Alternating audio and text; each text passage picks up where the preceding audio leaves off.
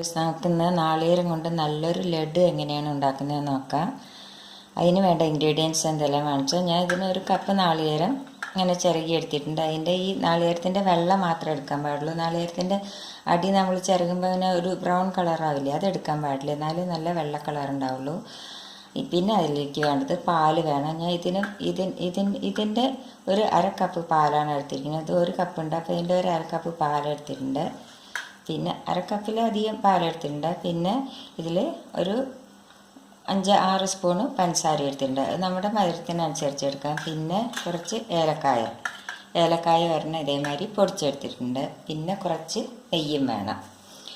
അപ്പോൾ അതിന് മുമ്പ് നിങ്ങൾക്ക് എൻ്റെ വീഡിയോ ഇഷ്ടപ്പെടുകയാണെങ്കിൽ ലൈക്ക് ചെയ്യാനും ഷെയർ ചെയ്യാനും, സബ്സ്ക്രൈബ് ചെയ്യാത്തവർ സബ്സ്ക്രൈബ് ചെയ്യാനും ഷെയർ ചെയ്യാനും മറക്കരുത്. ഇനി നമുക്കത് എങ്ങനെയാണ് ഉണ്ടാക്കുന്നത് നോക്കാം. അതിന് വേണ്ടിയിട്ട് ആദ്യം നമുക്ക് ഈ നാളികേരം ഒന്ന് വറുത്തെടുക്കണം.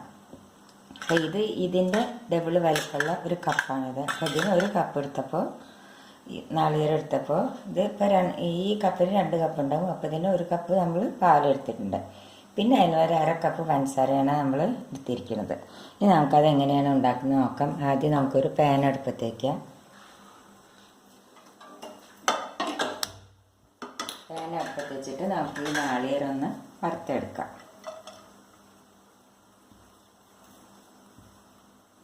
ഇതിൻ്റെ എണ്ണമയം പോകാൻ വേണ്ടിയിട്ടാണിത്. ഇതൊന്ന് വറുത്തെടുക്കട്ടെ. ഇപ്പം നമ്മുടെ നാളികേരം നല്ലപോലെ വറുത്തെടുത്ത് കഴിഞ്ഞു. ഇനി നമ്മൾ എന്താണെന്ന് വെച്ചാൽ ഗ്യാസ് ഒന്ന് ഓഫ് ചെയ്യുക. എന്നിട്ട് ഇതിന്ന് ഒരു 2 സ്പൂണ് നാളികേരം നമുക്ക് മാറ്റി വയ്ക്കാം.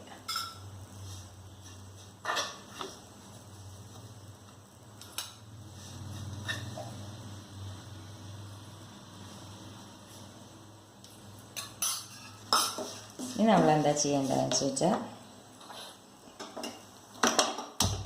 ഇതിലേക്ക് നമുക്ക് ഈ പാലൊഴിച്ച് കൊടുക്കാം.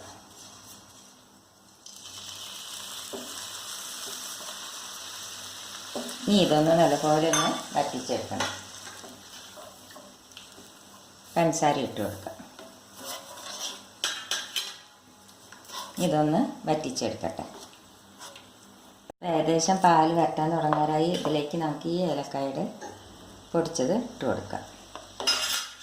കുറച്ച് നെയ്യ് ഒഴിച്ച് കൊടുക്കാം.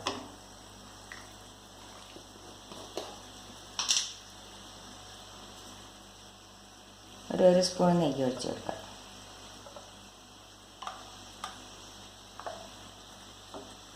ഇനി ഒന്നും കൂടി നമുക്കിത് വറ്റിച്ചെടുക്കാം. ഞാനിപ്പോൾ ഒരു മീഡിയം ഫ്ലെയിമിലിട്ടിട്ടാണിത് വറ്റിച്ചെടുക്കുന്നത്. അപ്പോൾ കണ്ടില്ലേ, പാലെല്ലാം വറ്റി നല്ല പാകമായി. ഇനി നമ്മൾ എന്താ ചെയ്യേണ്ടതെന്ന് വെച്ചാൽ ഇത് നമുക്ക് ഇതിന്ന് വേറൊരു പാത്രത്തിലേക്ക് മാറ്റാം, ഒന്ന് തണുക്കാൻ വേണ്ടിയിട്ട്. ഇതിൽ തന്നെ വെച്ചാണെങ്കിൽ പിന്നെ പെട്ടെന്ന് തണുക്കില്ല. പിന്നെ അടി ഒന്ന് ചൂടുകൊണ്ടൊന്ന് കരിയും ചെയ്യും. അപ്പോൾ നമുക്കിനി ഇതൊരു വേറെ പാത്രത്തിലേക്ക് മാറ്റിയെടുക്കാം. ഗ്യാസ് ഓഫ് ചെയ്യാം. ഇത് തണുത്തിട്ട് വേണം നമുക്കിത് ഉരുട്ടിയെടുക്കാം. ഇത് ഏകദേശം ചൂടാറി കഴിഞ്ഞ് നല്ലപോലെ അറിയിട്ടില്ല, എന്നാലും നമുക്കിങ്ങനെ ഉരുട്ടിയെടുക്കാൻ പറ്റുന്ന പാകത്തിലായി. ഇനി നമുക്കിത് തന്നെ ഉരുട്ടിയെടുക്കാം. ഇതേമാതിരി എടുക്കുക.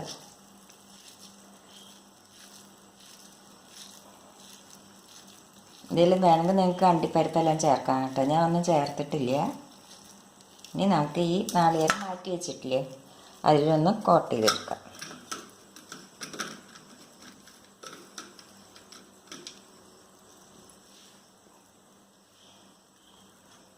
ഇതേമാതിരി ബാക്കിയെല്ലാം നമുക്ക് ഇതേമാതിരി ഉരുട്ടിയെടുക്കാം. അപ്പോൾ നമ്മുടെ നാളികേരത്തിൻ്റെ നല്ല ടേസ്റ്റുള്ള നാളികേര ലഡു റെഡിയായി. അപ്പോൾ നിങ്ങളെല്ലാവരും ഇത് ട്രൈ ചെയ്ത് നോക്കുമല്ലോ. Thank you.